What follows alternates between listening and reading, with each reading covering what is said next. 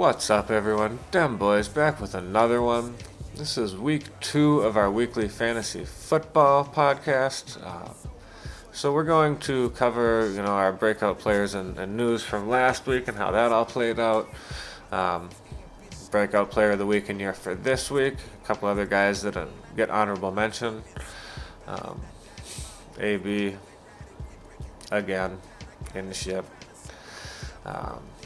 Injuries, state of my boys. Let's go. The boys deserved a little bit of time in the spotlight. So last week, my breakout player of the week and year was D.D. Westbrook. My thought process was Nick Foles actually throws to the slot more than he throws out wide. 7 of his 9 preseason completions went to D.D. All the talk was about their chemistry. Now, with Minshew stepping in for the next 8, 9, maybe 10 weeks, depending on how long Foles' clavicle takes to heal up. We need to, at the very least, bench that for a little bit here. Minshew threw out wide all game long. Now, I don't know if that's because, that's his tendencies. If maybe like Chark was just his guy, who's another person you could, speculatively pick up. Honorable mention. I put him down the list a little bit, but that's a dart throw. We can hope that maybe that is how Minshew's guy. If you're right, you got yourself a good receiver going forward. But me, realistically, I'm just kind of benching this whole offense for now. Maybe Leonard Fournette, but other than that, not liking what I see. So our breakout player of the week and year for this week is going to be Kenny Golladay. My thought process with that is, he had a good year last year. He disappeared at times. Struggled when good corners and teams tried to take him away. So, for example, he goose-egged last year against the Cardinals with Pat P following him around. This year against the Cardinals, he was okay. He had 40 yards and a touchdown, something like that.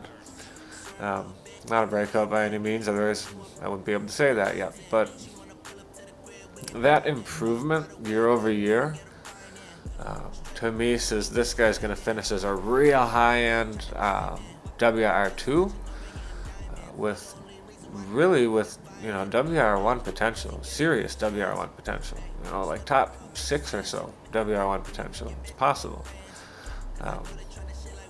So those would be my big-time guys this week. Honorable mention, another one would be Wofford, tight end for the Raiders.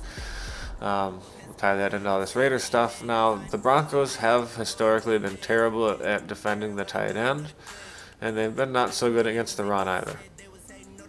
So Waller is more of a guy that I'm picking up as a backup tight end with potential to turn into a TE1. If this isn't just coach talk, all the things they've said about him, you look at what the offense did last year with Jared Cook at tight end.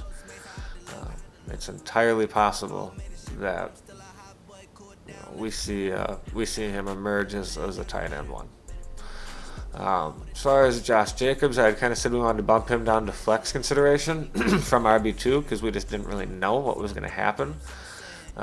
Again, with Denver's deficiencies, it's hard to jump to any conclusions, but what I would say is I would bump him back up to RB2 with the potential at some point in this year to jump up into RB1, consistent RB1, territory.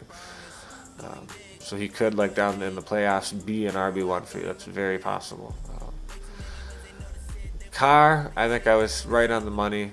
I still view him the same. I give him a little more credit, but from a fantasy standpoint, I still think he's a high-end QB3. Maybe we'll go from a QB3 to a high-end QB3. If you're in a super flex league, maybe on bye weeks and injuries, you throw him in. Last guy we need to talk about, Tyrell Williams. Tyrell Williams is definitely a little more talented than I thought. And as you guys know, I told you I had drafted him and Jacobs, so I'm super stoked about this stuff.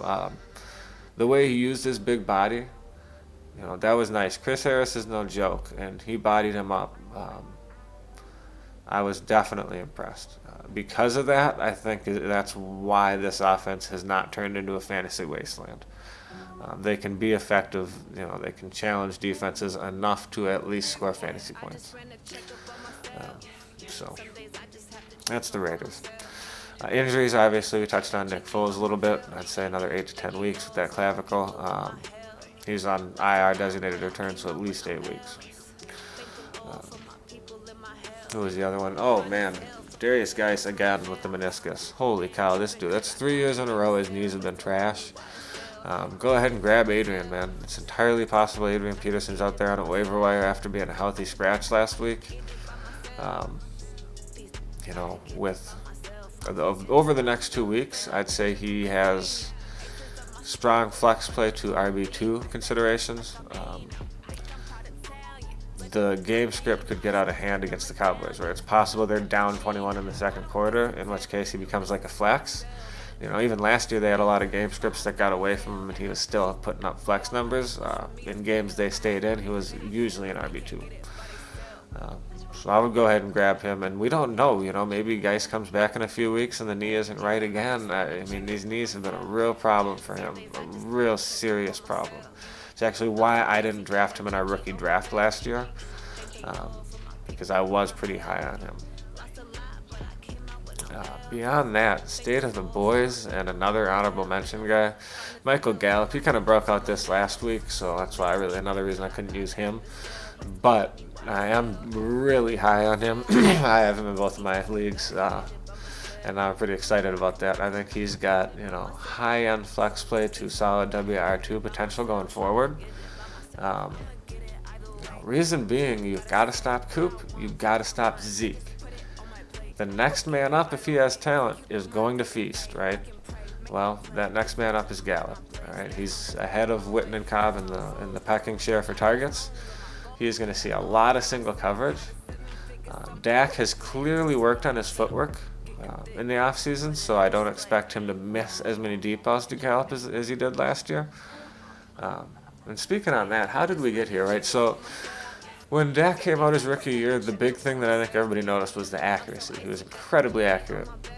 And then we got to the point where we were kind of questioning, or some people were questioning his accuracy over the last few years.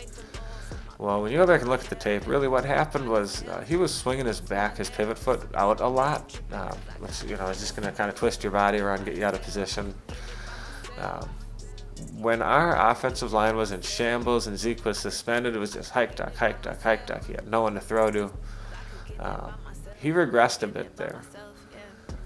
He's clearly snapped back out of it and has continued to move forward, which is the type of guy he really is. I mean, any of us Cowboys fans, we know it doesn't matter how Dak's played all game. If he has the ball and 2 minutes left, odds are we're about to go score.